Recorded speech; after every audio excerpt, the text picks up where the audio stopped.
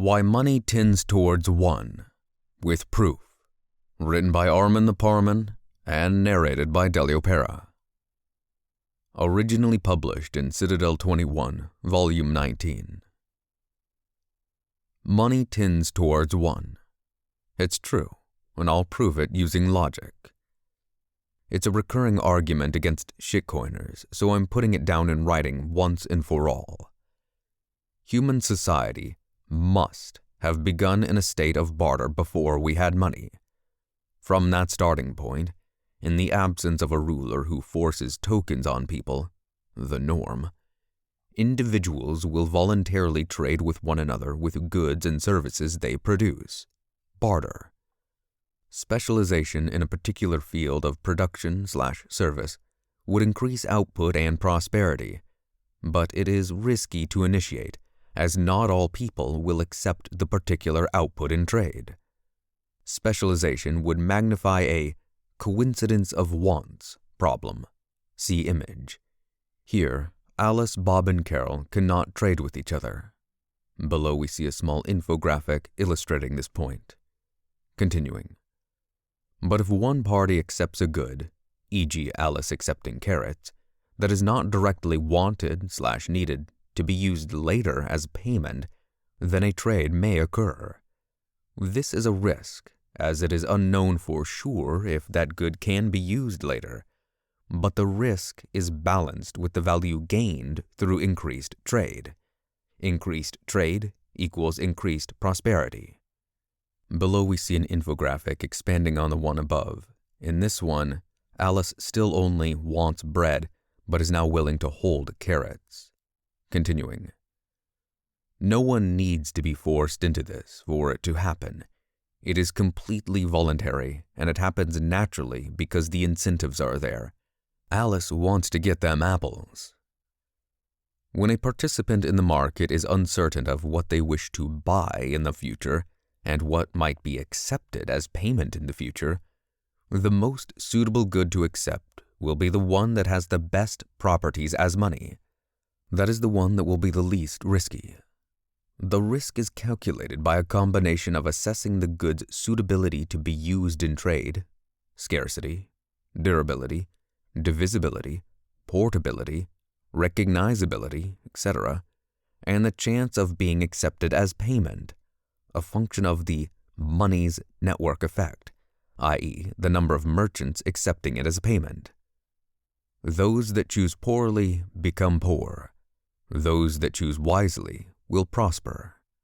Below we see a screen cap from Indiana Jones and the Last Crusade. It shows a knight in the Holy Grail room, and he's saying, "You choose wisely."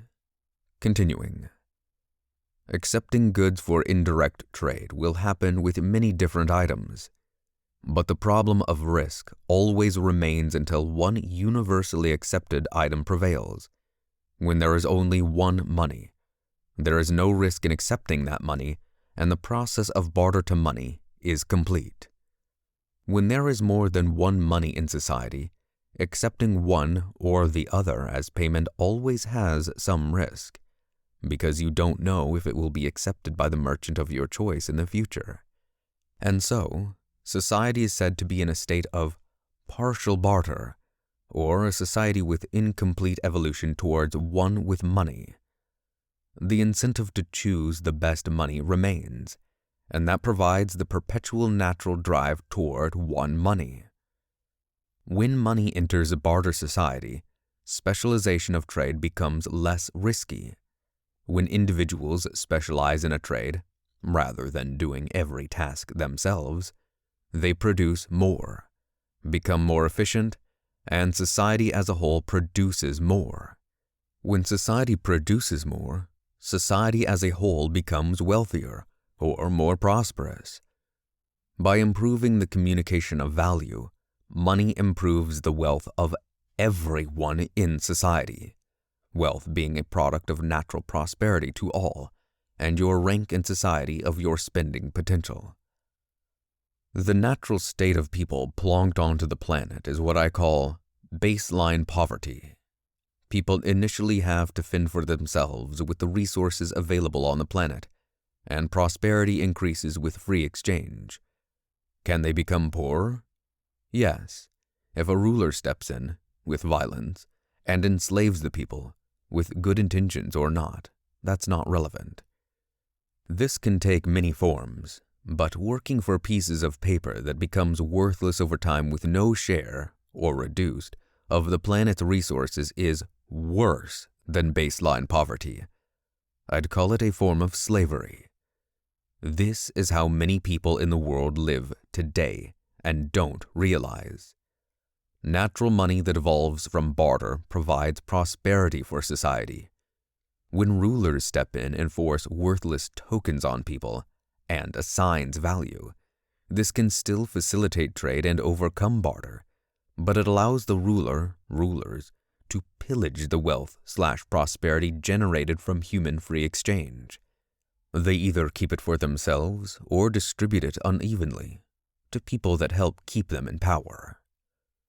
Ultimately, the redistribution of prosperity, even if benevolent, cannot be more efficient/accurate than what the free market will allow through the pricing mechanism, powered by supply and demand. Elaborating on this fully is outside the scope of this piece, and I refer you to the study of Austrian economics. Well worth it. An excellent book to start with would be Choice, Cooperation, Enterprise, and Human Action by Robert Murphy. So currently, we are in a state of slavery with many rulers, many forced monies, a parallel system of free market money that failed, gold/silver, which allowed fiat to exist in the first place, and an emerging new free market money that will eventually dominate, here's the logical proof, and eliminate the power rulers have over money. Yes, it's Bitcoin. You've been listening to Why Money Tends Towards One, with proof, written by Armin the Parman and narrated by Delio Pera.